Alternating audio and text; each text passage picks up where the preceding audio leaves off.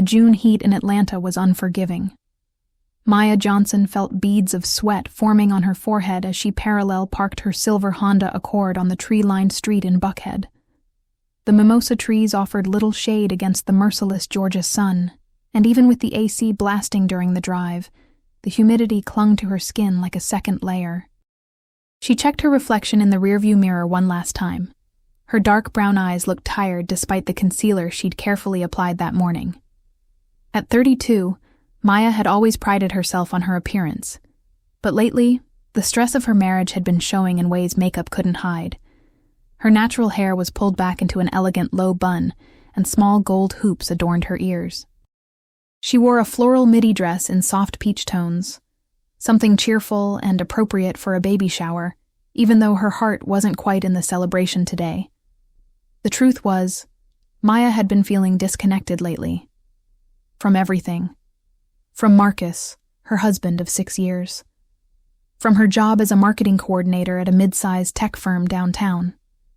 Even from Keisha, her best friend since their sophomore year at Spelman College, whose baby shower she was about to attend. Maya grabbed the elegantly wrapped gift from the passenger seat, a high-end baby monitor system and a collection of organic cotton onesies, and locked the car. The walk up to Keisha's mother's house felt longer than it should have. The white colonial-style home with its perfectly manicured lawn and blooming azaleas in the front garden screamed old money and respectability. Keisha had grown up here in this affluent Atlanta neighborhood, and though she'd moved out years ago, her mother, Mrs. Patricia Reynolds, insisted on hosting the shower at the family home. The front door was already open, and Maya could hear the chatter and laughter of women inside. She took a deep breath, put on her best smile, and walked in. "Maya, there you are, girl!" Keisha's voice rang out above the noise. She appeared from the living room, glowing in a fitted lavender maxi dress that accentuated her 7-month pregnant belly. Her honey-colored skin seemed to radiate from within, and her micro-braids were styled in an intricate updo. Despite being best friends for over a decade, Maya still found herself occasionally envious of Keisha's effortless beauty. "Hey, Mama-to-be." Maya embraced her friend carefully, mindful of the bump. "You look absolutely radiant." "Girl, I feel like a whale." Keisha laughed, though her eyes sparkled with joy. "But I'm so glad you're here. Come on, everyone's in the back." The house was decorated in soft yellows and grays. Gender neutral, as Keisha had decided to keep the baby's sex a surprise. Balloons clustered in corners, a dessert table overflowed with themed cupcakes, and the elaborate 3-tier cake, and about 20 women were scattered throughout the open-concept living and dining area. Maya recognized most of them. College friends, Keisha's cousins, co-workers from the hospital where Keisha worked as a nurse practitioner. She exchanged pleasantries, complimented outfits, and tried to ignore the slight pang she felt every time someone asked where Marcus was. He had to work, Maya explained for the 3rd time, the lie coming easily now. You know how demanding his schedule is. The truth was, Marcus had become increasingly distant over the past 8 months. Late nights at the office, weekend business trips, phone calls he'd take in another room. Maya had convinced herself she was being paranoid, that the stress of trying to conceive for 2 years had made her hypersensitive. But deep down, she knew something was wrong. "All right, ladies, let's play some games before we eat."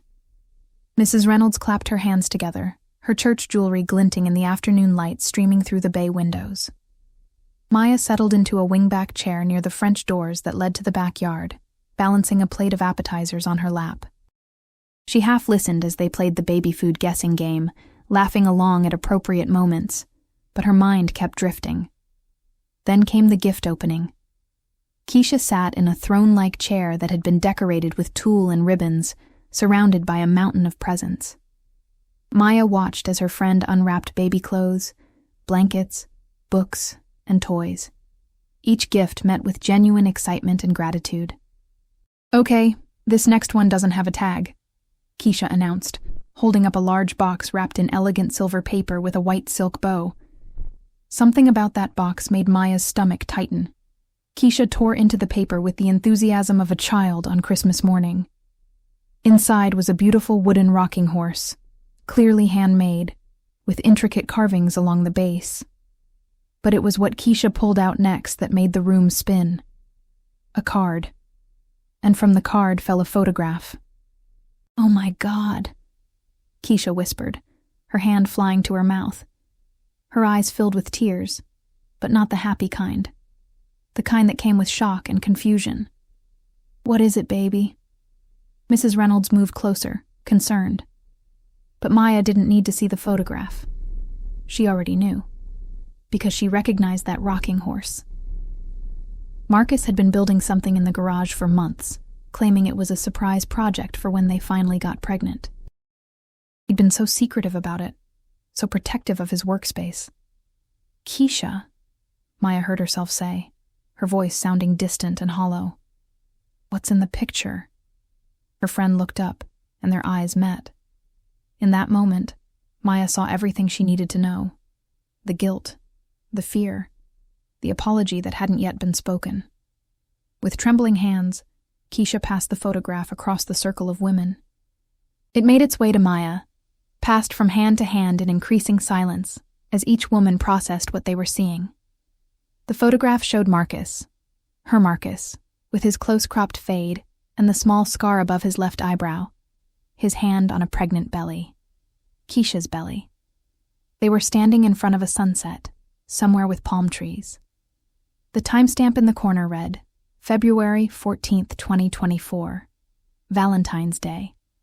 The weekend Marcus had told her he was at a conference in Chicago. The room erupted into chaos. Women talking over each other, Mrs. Reynolds demanding explanations, someone saying they should call security. Though why, Maya wasn't sure. But Maya herself was quiet. Eerily quiet. She stared at that photograph, at her husband's hand so intimately placed on her best friend's stomach, at the way they stood close together, at the sunset that suggested somewhere tropical and romantic. "Maya, Keisha started, tears now streaming down her face. "I wanted to tell you. I tried so many times. How long?" Maya's voice was steel, cutting through the noise. The room fell silent. "Maya, please." "How long?" Keisha's shoulders shook. "A year. It started a year ago." A year. Maya's mind raced backward. A year ago, she and Marcus had just started fertility treatments.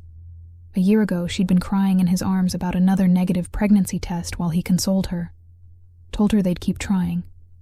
Told her he loved her. Told her he loved her. Maya stood up, the movement mechanical.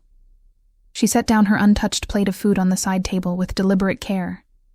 She smoothed down her dress. She picked up her purse. "Maya, wait." Keisha struggled to get up from her chair, but her mother held her back. "Let her go, Keisha. Just let her go." Maya walked through that house like a ghost, past the shocked faces, past the whispers that had already started, past the life she thought she'd been building with people she thought she knew. She made it to her car before the first sob escaped. Then another. And another. Until she was gripping the steering wheel so hard her knuckles turned ashen, her whole body shaking with the force of her grief. Her husband. Her best friend. A baby. A whole secret life built on her trust and her pain. Maya didn't know how long she sat there, crying in her car on that perfect tree-lined street in Buckhead, while inside that beautiful white house, her entire world burned to the ground. When she finally composed herself enough to drive, she pulled out her phone. She needed to call someone, her sister maybe, or her mother.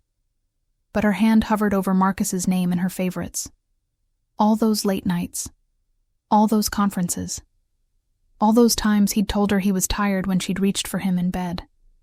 All those moments when she'd blamed herself for not being enough, for her body's failure to give him what he wanted. And he'd been giving it to someone else. To Keisha. Maya deleted his contact. Then Keisha's. Then she opened her Maps app and typed in an address she hadn't visited in years but had never forgotten. Her Aunt Lorraine's house in East Point. the one place she knew she could fall apart completely without judgment. As she pulled away from that curb, leaving behind the laughter and celebrations that had undoubtedly turned to gossip and drama, Maya made herself one promise. She would survive this. She didn't know how yet, but she would. Because she had to. Aunt Lorraine's house looked exactly as Maya remembered. A modest brick bungalow with a screened-in porch, where hanging ferns swayed gently in the late afternoon breeze. The paint on the shutters had faded from forest green to something more olive, and the garden was wilder than her aunt usually kept it, but it was still home, still safe. Maya sat in her car for a full 10 minutes before she could make herself move. Her phone had been buzzing nonstop. Texts from Keisha, calls from Marcus, messages from women at the shower. She'd turned it to silent 20 miles ago. The front door opened before Maya reached the porch steps. "Baby girl." Aunt Lorraine stood there in her house dress and slippers, arms already open. She was 68, but looked 10 years younger, with silver locks that fell past her shoulders and deep brown skin that rarely showed her age. "I can see it all over your face. Come here." Maya collapsed into those arms and cried again. Not the hysterical tears from the car, but deeper ones. The kind that came from a wound that went to the bone. They didn't talk at first. Aunt Lorraine just held her niece, swaying slightly, humming an old spiritual under her breath the way she'd done when Maya was little and had skinned her knee or had a bad day at school. Inside, the house smelled like lemon verbena and something baking. The living room was crowded with plants, books stacked on every surface, and framed photos of family covering one entire wall. Maya's graduation photo hung there, right next to pictures of her mother, her sister, her cousins. "Sit down, I'll make tea," Aunt Lorraine said, but her tone made it clear this wasn't a suggestion. Maya sank into the worn corduroy couch that had been there since she was a teenager. Her aunt returned minutes later with 2 cups of chamomile tea and a plate of fresh cornbread muffins. "Now." Aunt Lorraine settled into her recliner, her eyes sharp despite their kindness. "Tell me everything." And Maya did. Every humiliating detail. The baby shower, the gift, the photograph, Keisha's confession. The year of lies. The fertility struggles that now felt like a cruel joke. She talked until her throat was raw, until the tea had gone cold, until the sunlight through the windows had turned from gold to amber to dusk. Aunt Lorraine listened without interrupting, her face a carefully neutral mask that Maya knew concealed a storm of anger on her behalf. "And now?" her aunt finally asked. "What are you going to do now?" "I don't know." Maya's voice cracked. "I don't even know where to start. Do I go home? Do I confront him? Do I—" She stopped, the thought too painful to complete. "They made a baby, Auntie. While I was killing myself trying to get pregnant, he was making a baby with my best friend. That woman is not your friend," Aunt Lorraine said firmly. "Friends don't do what she did. And Marcus—" She paused, choosing her words carefully. "Marcus broke his vows. He broke your trust. He broke something sacred. But baby, you need to decide what Maya needs now. Not what Marcus deserves, not what Keisha has coming to her. What do you need?" Maya stared into her empty teacup. "I need answers." "Then get them, but on your terms, in your time. You don't owe him the privilege of your immediate reaction. You don't owe him anything right now." Her phone buzzed again. Maya glanced at it. 17 missed calls from Marcus. 34 text messages. "He knows," she said softly. "Of course he knows. Keisha probably called him the second you left. Or someone else at that shower did. Atlanta's black community isn't that big, especially in our circles. News travels faster than MARTA." Despite everything, Maya almost smiled at that. "You'll stay here tonight," Aunt Lorraine declared. "I'll make up the guest room. Tomorrow, we'll deal with tomorrow. But tonight, you're safe here." Safe. Maya hadn't felt safe in years, she realized. Even before she knew about the betrayal, There'd been an undercurrent of anxiety in her marriage. The constant pressure to conceive, the growing distance, the feeling that she was failing at something essential. But she hadn't been failing. Marcus had. "I need to call my sister," Maya said. "Then call her." "But Maya?" Aunt Lorraine leaned forward. "Whatever you decide to do, stay, leave, fight, walk away. You make sure it's because it's what your soul needs. Not what society expects, not what your mama wants, not what looks good on the outside, what feeds your spirit. You understand?" Maya nodded, though she wasn't sure she understood anything anymore. 2 hours later, Maya's sister Simone pulled up in her Tesla, having driven from her home in Sandy Springs the moment Maya called. At 35, Simone was everything society expected. Married to a successful orthodontist, mother of 2 beautiful children, living in a $500,000 house. She was also fiercely protective and had a temper that could scorch earth. "Where is he?" were Simone's first words as she burst through the door. "Because I swear to God, Maya, I will—" "Simone, sit down," Aunt Lorraine commanded. Simone sat. Maya recounted the story again, this time with Simone interjecting curses and threats that ranged from creative to legally questionable. By the end, she was pacing Aunt Lorraine's small living room like a caged lioness. "And Keisha? That trifling, backstabbing—" "Simone, your language," Aunt Lorraine warned. "Sorry, Auntie, but no. There are no words. None." Simone knelt in front of Maya, taking her hands. "What do you need from me? Name it. You want me to get you a lawyer? I know 3 good divorce attorneys. You want me to go confront his ass? Say the word. You want to stay with me and Brian? The guest house is yours for as long as you need it." "I need—" Maya paused. What did she need? "I need to think. I need to figure out how to breathe again." "Okay." Simone squeezed her hands. "But you're not going back to that house alone. Not tonight. Maybe not ever, but definitely not tonight." Maya's phone rang. This time it was a number she didn't recognize.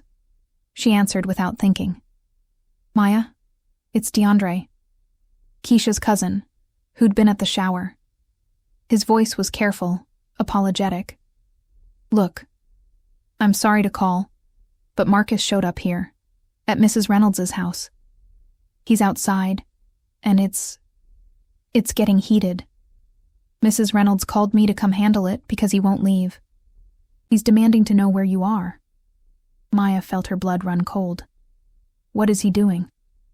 "Honestly, making a scene.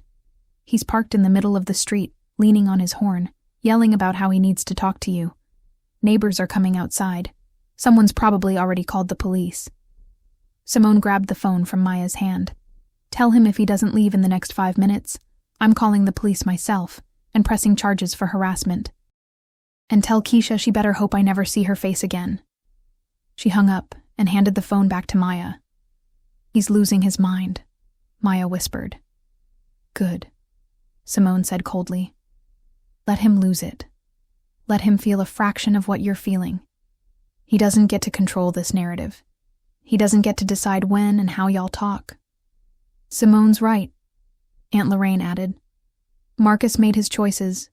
He lived his lie. Now he gets to sit in the consequences. You talk to him when you're ready, if you're ever ready."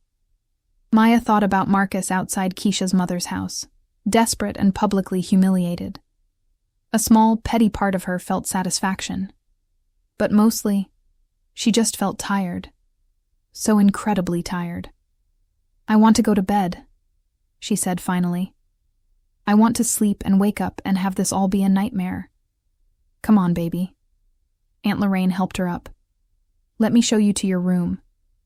As Maya followed her aunt down the hallway, she heard Simone on the phone, already mobilizing their family network, already building the protective wall Maya would need.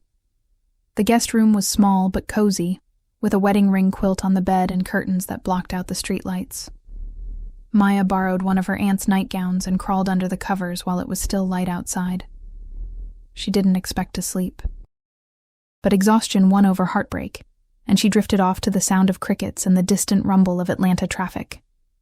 In her dreams, she was back at her wedding. But when Marcus lifted her veil, Keisha's face stared back at her.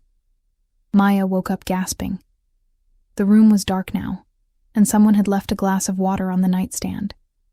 She drank it all, then checked her phone. 53 messages, 29 missed calls, and one voicemail from Marcus, left at 2:47 a.m. Against her better judgment, Maya played it. His voice was ragged, broken. "Maya, baby, please. I know you hate me. I know I destroyed everything. But please, just let me explain. It's not what you think. I mean, it is, but..." A long pause filled with background noise. Traffic, maybe, or wind. "I never meant for this to happen. I never meant to hurt you. You have to believe that. You're my wife. I love you. I chose you. Please, please call me back. Let me fix this. I'll do anything." Maya listened to it 3 times. Then she deleted it. Because the Marcus she'd married would never have done this in the first place. And the Maya she was becoming didn't have space for his excuses. She set her phone to Do Not Disturb, turned over, and closed her eyes. Tomorrow, she'd start figuring out how to rebuild her life. Tonight, she'd just survive. Morning came too soon and too late. Maya woke to the smell of bacon frying and Aunt Lorraine's voice drifting down the hallway, talking on the phone to someone. The clock on the nightstand read 8:43 a.m., Sunday morning. She should have been at church by now, sitting next to Marcus in the 3rd pew from the front at Greater Faith Baptist, where they'd been married 6 years ago. Instead, she was hiding in her aunt's guest room, her life in pieces. Maya forced herself out of bed and into the small bathroom attached to the guest room. She looked at herself in the mirror and barely recognized the woman staring back. Her eyes were swollen, her natural hair had come loose from its bun during sleep, and there was a heaviness in her expression that hadn't been there 2 days ago. 2 days. It had only been 2 days since her entire world imploded. When she finally emerged, dressed in the same clothes from yesterday, she found Aunt Lorraine and Simone in the kitchen. Her sister looked like she hadn't slept much either, still wearing yoga pants and an oversized Spellman t-shirt. "There she is," Aunt Lorraine said gently. "Sit down. Eat." Maya wasn't hungry, but she sat anyway. The table was loaded with comfort food. Bacon, cheese grits, scrambled eggs, biscuits, fresh fruit. Food had always been Aunt Lorraine's love language. "Your mama called," Simone said carefully. "I told her you were okay but needed space. She's worried, but she understands." Their mother, Gloria, was a force of nature, a retired principal who believed in propriety, appearances, and working through problems. She'd be devastated by what Marcus had done, but Maya knew she'd also eventually suggest counseling, reconciliation. It's what her generation did. "I need to go back to the house," Maya said suddenly. "I need to get my things." "Not alone," Simone said immediately. "Not alone," Maya agreed. "Will you come with me?" "Already cleared my schedule." They finished breakfast mostly in silence, each woman lost in her own thoughts. Aunt Lorraine finally spoke as she cleared the plates.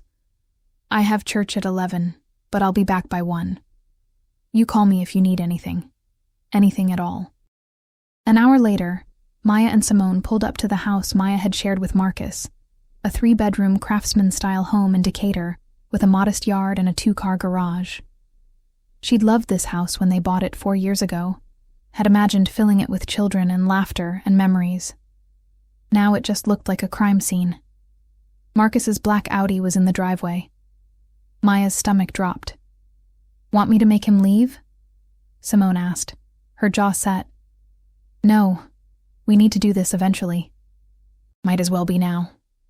They walked up the path together, past the hostas Maya had planted last spring, past the front porch where she and Marcus used to drink sweet tea on summer evenings. Simone squeezed her hand once before Maya used her key to unlock the door. The house was dark, blinds drawn. It smelled stale, like no one had opened a window in days. Maya heard movement from upstairs. Heavy footsteps. Then Marcus appeared at the top of the staircase. He looked terrible. His usually well-groomed appearance was gone. Wrinkled t-shirt, sweatpants, 3 days of stubble on his face, eyes bloodshot. He looked like a man who'd been drinking and crying, and neither sleeping nor eating. Maya. His voice broke on her name. Thank God. I've been losing my mind. You wouldn't answer my calls and I didn't know where you were and... Don't. Maya's voice was cold, flat. Don't do that. Don't make this about your suffering.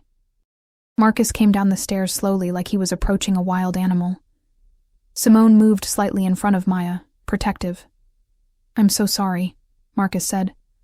I know that's not enough. I know words can't fix this. But Maya, please let me explain.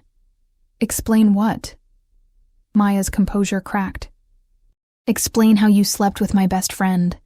Explain how you got her pregnant while I was undergoing fertility treatments. Explain how you looked me in the eyes every single day for a year and lied. Which part needs explaining, Marcus? He flinched. I made a mistake. A terrible, unforgivable mistake, but I love you. I've always loved you. You love me? Maya laughed, a sharp, bitter sound. You don't destroy the people you love. You don't betray them like this. You don't get someone else pregnant while your wife is crying herself to sleep because she thinks her body is broken. Your body isn't broken, Marcus said desperately. The doctor said there was no reason we couldn't. Not the point, Maya screamed, and even she was surprised by the volume. The point is that while I was blaming myself, hating myself, you were out there creating a whole secret life with Keisha, my best friend since college. How could you? How could either of you? Marcus's face crumpled. It started as nothing. She was having problems with her ex, and she called me one night when you were out of town for that conference. We just talked. That's all it was supposed to be. Just talking. But then, I don't want the details. Maya cut him off. I don't want to know how it started or how it progressed or how many times or where. I don't want any of it in my head. Then what do you want? Marcus asked, his voice pleading. Maya stood there, looking at this man she'd promised forever to.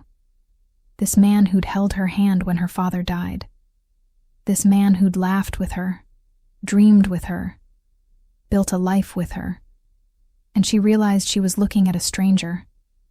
I want you to pack a bag and leave, she said quietly. I want you to go stay with your brother or your boys or wherever. I don't care. But you're not staying here. Not tonight. Not until I figure out what I'm going to do. Maya, this is my house too. Pack a bag, Marcus. Simone's voice was steel. Or I will call the police and tell them you're making her feel unsafe in her own home. Try me. Marcus looked between them, and whatever he saw in their faces made him realize arguing was futile. He nodded slowly and turned back up the stairs. The sound of drawers opening and closing echoed through the house. Maya walked into the living room, Simone trailing behind her. Everything looked the same. The gray sectional they'd bought together, the gallery wall of photos from their wedding and vacations, the books on the shelves, the potted fiddle-leaf fig in the corner that somehow survived despite Maya's black thumb. But nothing would ever be the same again. You okay? Simone asked softly. No, but I will be. Marcus came back down 15 minutes later with a duffel bag and his laptop case. He stopped in the doorway, looking at Maya with such raw pain that she almost felt sorry for him. Almost. I'll give you space, he said. But Maya, please, don't give up on us. Don't give up on our marriage. We can get through this. We can go to counseling. We can... You mean the counseling you should have suggested a year ago when you first started sleeping with my best friend? Maya asked. That counseling? Marcus had no answer for that. I'll be at Travis's, he finally said. My brother's. If you need anything or if you want to talk. I'll call my lawyer. Maya finished. That's who I'll be talking to. The color drained from his face. "You're divorcing me?" "I don't know what I'm doing yet, but you don't get to know my plans before I do. You lost that privilege." Marcus stood there for another moment, probably hoping she'd change her mind, soften, give him some sign of hope. But Maya's face remained impassive, and eventually, he left. The sound of the front door closing felt final. Maya sank onto the couch, and only then did she allow herself to cry again. Simone sat beside her, rubbing her back in slow circles the way their mother used to do when they were children. "I'm proud of you," Simone said. That took courage. Didn't feel like courage. Felt like dying. Courage rarely feels the way we think it should. They sat there for a long time, until Maya's tears dried up, and she was left feeling hollow but strangely calm. "I need to call a lawyer," Maya said. "A real one. Tomorrow. I'll text you Lisa Carmichael's information. She handled my friend Tasha's divorce. She's tough but fair. And I need to get tested." Simone looked confused for a moment. Then understanding dawned. "Oh, right. STDs. If he was sleeping with Keisha, who knows who else? I need to know." The thought made Maya's skin crawl, but it was necessary. Another violation. Another theft of her peace of mind. "I'll go with you. Tomorrow. We'll handle it." Maya nodded, then looked around her living room. "I don't want to stay here tonight." "Then pack a bag. You're staying with me and Brian. Guest house is yours for as long as you need it." "I can't impose—" "Maya, stop. You're my sister. You're not imposing. You're surviving. And you're going to do it surrounded by people who actually love you." So Maya packed a bag. Clothes, toiletries, her laptop, important documents. She paused in the bedroom she'd shared with Marcus, looking at the king-sized bed they'd picked out together, the photographs on the dresser, the evidence of their shared life. On impulse, she grabbed her wedding photo off the dresser, the one of her and Marcus laughing, her in her white dress, him in his tuxedo, both of them looking so young and hopeful and naive. She took it with her, but not for nostalgia, for evidence, for a reminder of what betrayal looked like in a beautiful frame. As they drove away from that house in Decatur, Maya didn't look back. She'd been looking back for 2 days now, trying to find the signs she'd missed, the moments where everything went wrong. It was time to look forward instead, even if forward was terrifying and uncertain and lonely. At least it was honest. 3 months. That's how long it took for Maya's life to stop feeling like a nightmare and start feeling like a new reality. It was late September now, and Atlanta's brutal summer had finally given way to the gentle warmth of early fall. Maya sat on the patio of Simone's guest house, a small but well-appointed converted garage apartment with its own kitchen, bathroom, and living area. She cradled a cup of chamomile tea and watched as her nephew and niece played in the backyard, their laughter carrying on the evening breeze. The past 3 months had been the hardest of Maya's life. The divorce proceedings had started immediately. Lisa Carmichael, the attorney Simone recommended, turned out to be a godsend. A sharp black woman in her 50s who'd seen every trick in the book and refused to let Marcus or his lawyer play games. The house was being sold. Assets were being divided. It was all clinical and cold and exactly what Maya needed. Marcus had tried to fight it at first, sending flowers, leaving voicemails, showing up at her office until security had to escort him out. But Lisa had quickly filed a restraining order after one particularly aggressive confrontation in the parking garage downtown. That had sobered him up quickly. The STD tests had come back clean, thank God. One less violation to carry. Maya had also quit her job at the tech firm. She couldn't stomach going into that office anymore. Couldn't face the pitying looks and whispered conversations. Instead, she'd taken a position at a nonprofit downtown, Community Forward Atlanta, doing marketing and outreach for programs that helped at-risk youth. The pay was less, but the work felt meaningful. And meaningful was what Maya needed. Keisha had tried to reach out once, about 6 weeks ago. a long text message full of apologies and explanations and justifications. Maya had read it once, then deleted it without responding. There was nothing Keisha could say that would make any difference. The baby had been born 2 weeks ago, a boy, 7 pounds 3 ounces, according to the birth announcement that had circulated through their friend group. Maya had learned about it through a college friend who'd sent a tentative text asking if she was okay. She'd replied with a simple, "I'm surviving." And she was. Barely, some days, but surviving nonetheless. "Auntie Maya!" Her nephew Caleb ran up to the patio, his 6-year-old face flushed from playing. "Will you play basketball with us?" Maya smiled, the expression coming more naturally now than it had in months. "Give me 10 minutes, buddy. Let me finish my tea." "Okay." He ran off, already shouting to his sister about their upcoming game.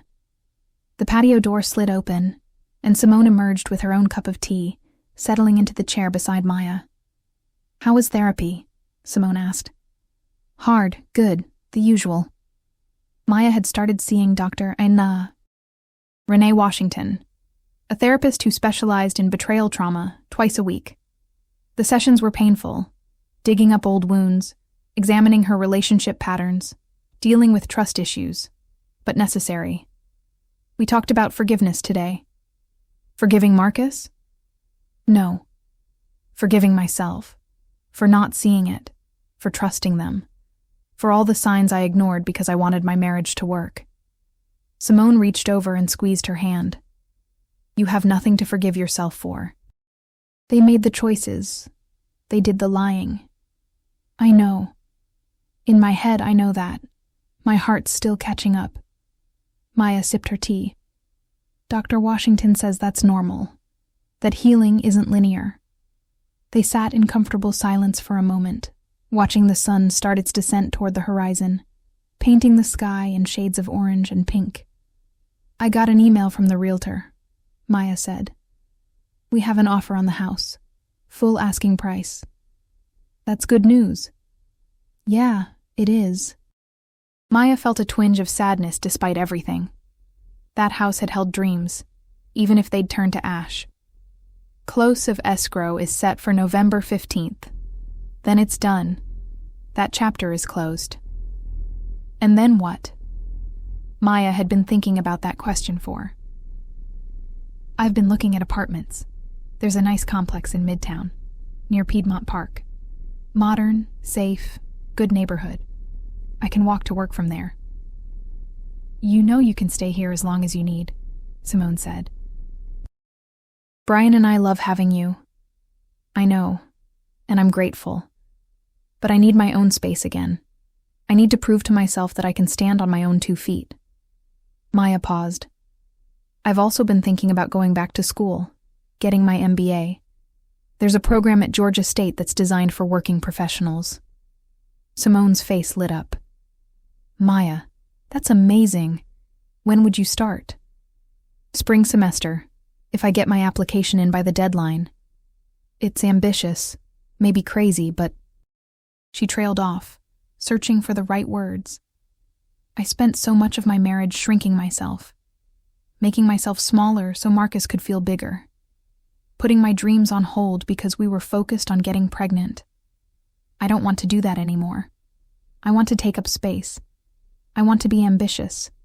I want to build something that's entirely mine." "That's not crazy," Simone said firmly. "That's growth. That's you reclaiming yourself." Maya smiled, feeling something unfamiliar bloom in her chest. Hope. Actual, genuine hope for the future. Her phone buzzed, a text from her mother. "Family dinner next Sunday. Your Aunt Lorraine is coming. No excuses. I'm making your favorite, oxtails and rice and peas." Maya typed back, "I'll be there. Love you, Mama." The support of her family had been everything these past 3 months. Her mother's quiet strength, Aunt Lorraine's wisdom, Simone's fierce protection. Her father would have been devastated by what happened, but Maya liked to think he would have been proud of how she was handling it. "Auntie Maya!" Caleb was back, basketball in hand. "Come on! You promised!" "I'm coming. "I'm coming," Maya laughed, setting down her tea. She spent the next hour playing basketball with her nephew and niece, their uncomplicated joy contagious. When Caleb made a basket, he celebrated like he'd won the NBA championship. When his sister Zara stole the ball, she did a victory dance that had them all laughing. This was healing too, Maya realized. Not just the therapy and the legal proceedings and the practical steps of rebuilding, but this, laughter, family, moments of pure joy that had nothing to do with her pain. Later that evening, after dinner with Simone's family, Maya retreated to her guest house and opened her laptop. She'd been putting this off for weeks, but Dr. Washington had suggested it might be cathartic. She opened a blank document and started typing. "Dear Marcus, I'm writing this letter not because I plan to send it, but because I need to say these things, even if only to myself. You broke me. I want you to know that. Not in the romantic, poetic way, in a real, physical way. You took the woman I was and shattered her into 1,000 pieces. The woman who trusted easily, who loved deeply, who believed in forever. She's gone. You killed her. I've spent 3 months trying to understand how you could do this. How you could look me in the eyes every single day and lie. How you could hold me while I cried about not getting pregnant, knowing you'd gotten someone else pregnant. How you could stand beside me in church and pretend to be the devoted husband while you were living a double life. I don't understand it. I probably never will. And I'm making peace with that. But here's what I do understand now. This was never about me not being enough. I was always enough. I was more than enough. You were the one who was lacking. You lacked integrity. You lacked courage.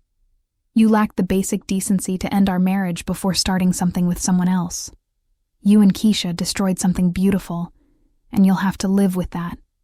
You'll have to look at your son and know he was conceived in betrayal. You'll have to build a relationship on the foundation of lies and broken trust. Good luck with that. As for me, I'm going to be fine. Better than fine. I'm going to be extraordinary. I'm going to build a life that's so full and rich and authentic that this pain will become just a chapter in my story, not the whole book. I don't forgive you. I may never forgive you. But I'm releasing you. I'm letting go of the fantasy of who I thought you were, and I'm accepting the reality of who you showed yourself to be. Thank you for the lesson. It was brutal, but necessary. I'm done now. I'm done being your victim, done being defined by your betrayal, done giving you power over my peace.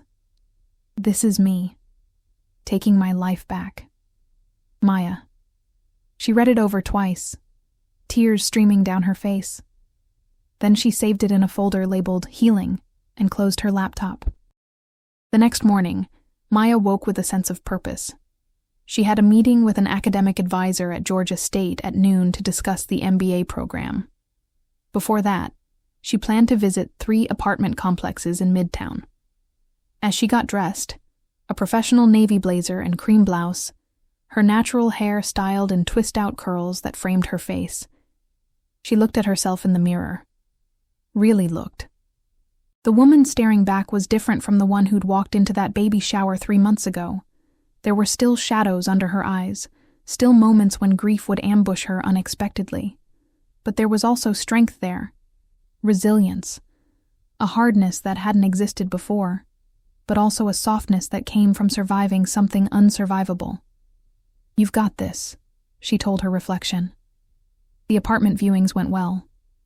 The 3rd complex, a modern building with floor-to-ceiling windows and a rooftop terrace overlooking the Atlanta skyline, felt right. The leasing agent, a young woman named Jasmine with box braids and a warm smile, showed her a 1-bedroom unit on the 8th floor. "It's available December 1st, Jasmine said. "Perfect timing if you're closing on a house in November." Maya stood in the empty living room, imagining her furniture here, her books on the built-in shelves, her art on the walls. Her space, her sanctuary. "I'll take it," she said. At Georgia State, the academic advisor, Professor Henderson, was encouraging about her application. Your work experience is strong, and your undergraduate GPA was excellent. I think you'd be a great fit for our program. We're particularly interested in students who want to use business skills for social impact, which aligns with your current work in the nonprofit sector. Maya left campus feeling energized. She stopped at a coffee shop in downtown Atlanta, ordered an oat milk latte, and sat by the window watching the city move around her. Business people rushing to meetings, students with backpacks, tourists taking photos. Life continuing, indifferent to her personal tragedy. There was something comforting about that. Her phone rang. An unknown number. She answered cautiously. Maya Johnson? A woman's voice, professional. Speaking. This is Angela from Community Forward Atlanta. I'm calling to let you know that the grant proposal you wrote was approved. We received full funding for the after-school arts program. Maya felt a surge of pride. She'd poured herself into that grant application, working late nights to make it perfect. That's incredible. Thank you for letting me know. Thank you for the excellent work. The executive director wants to schedule a meeting with you next week to discuss expanding your role. We're impressed with what you've accomplished in such a short time. After hanging up, Maya allowed herself a moment of pure joy. This was hers. Her work, her accomplishment, her impact. No one could take this from her. She texted Simone. Grant approved, and I found an apartment, and the advisor loved my application. Today is a good day. Simone's response was immediate. I'm so proud of you. Celebration dinner tonight. I'm making reservations at that place you love in Virginia Highland. That evening, surrounded by family at a cozy restaurant with exposed brick walls and jazz playing softly in the background, Maya felt something she hadn't felt in months. Whole. Not healed. Healing was still in progress. But whole. Like all her scattered pieces were slowly finding their way back together, forming something new. Not the woman she'd been, but someone stronger. Someone who'd survived fire and was forged into steel. A toast, Brian said, raising his glass of wine. To Maya. To new beginnings, new chapters, and the courage to rebuild. They all raised their glasses, Simone, Aunt Lorraine, their mother Gloria, who'd driven in from Macon for the occasion, even Caleb and Zara with their Shirley Temples. To rebuilding, Maya echoed, and meant it. Maya adjusted the name tag on her blazer, Maya Johnson, MBA candidate, and took a deep breath before entering the conference room at the Atlanta Convention Center. She was here for the Southern Regional Nonprofit Leadership Summit, representing Community Forward Atlanta, where she was now the Director of Development and Community Outreach. The past year had been transformative. She'd moved into her midtown apartment and made it a home, filled with plants, colorful artwork from local Black artists, and books that lined every available surface. She'd started the MBA program and was excelling, finding that she'd had a passion for strategic planning and organizational leadership all along. The divorce had been finalized 6 months ago. Marcus had married Keisha in a small, quiet ceremony. No fanfare, no big celebration. Maya had heard about it through mutual friends and felt nothing. Not anger, not sadness, just a distant acknowledgement that those people existed somewhere in the world, living their consequences. She'd started dating again. Nothing serious yet, but she'd been on a few promising coffee dates. She was learning to trust again, slowly, carefully, with the wisdom of someone who'd been burned, but refused to become bitter. Excuse me, is this seat taken? Maya looked up to see a tall man with kind eyes and a warm smile, gesturing to the empty chair beside her. It's all yours, she said. Thanks. These conferences always pack the good sessions. He extended his hand. Daniel Morrison. I run a youth mentorship program in Savannah. Maya Johnson, Community Forward Atlanta. We do intervention programs for at-risk youth. Oh, I've heard of your organization. You all did that amazing campaign last spring about breaking cycles of incarceration. Really innovative work. They fell into easy conversation about their work, their challenges, their wins. When the session started, Maya found herself engaged and energized, taking notes, asking questions, networking during breaks. This was her life now.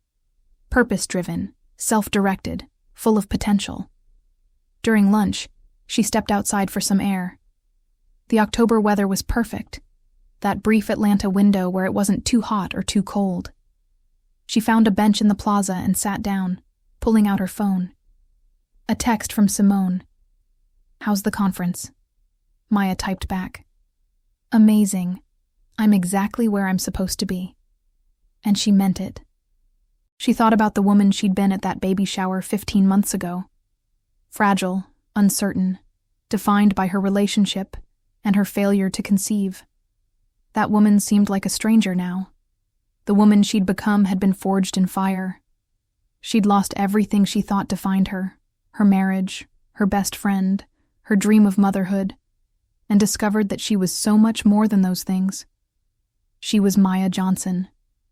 Daughter, sister, auntie, professional, student, survivor.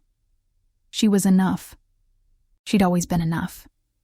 And her story was just beginning. As she sat there in the Atlanta sunshine, watching the city she loved pulse with life around her, Maya felt something remarkable. Peace. Not the absence of pain. She still had hard days, still had moments when the betrayal stung fresh. But peace, nonetheless. The peace that came from knowing she'd survived. The peace that came from choosing herself. The peace that came from rebuilding from ashes. "Maya," Daniel appeared, carrying 2 bottles of water. "Thought you might be thirsty. Next session starts in 5. "Thanks," she said, accepting the water with a genuine smile. As they walked back inside together, talking about the afternoon sessions and exchanging business cards for future collaboration, Maya realized something profound. This was her happy ending. Not the one she'd planned. Not the fairy tale she'd imagined at 25 when she'd walked down that aisle toward Marcus. This was better. Because this ending she'd built herself, from the ruins of her old life. This ending was authentic, hard-won, and entirely hers. And whatever came next, whether it was career success, new love, or adventures she couldn't yet imagine, she would face it as herself, fully, completely, unapologetically herself. The woman who'd been shattered at a baby shower was gone. In her place stood someone infinitely stronger. Someone who'd learned that the most important relationship you'll ever have is the one with yourself. Someone who'd discovered that betrayal could break you, but it didn't have to define you. Someone who'd proven that you could lose everything and still find yourself. Maya Johnson. Rebuilt, resilient, and ready for whatever came next. And that was more than enough.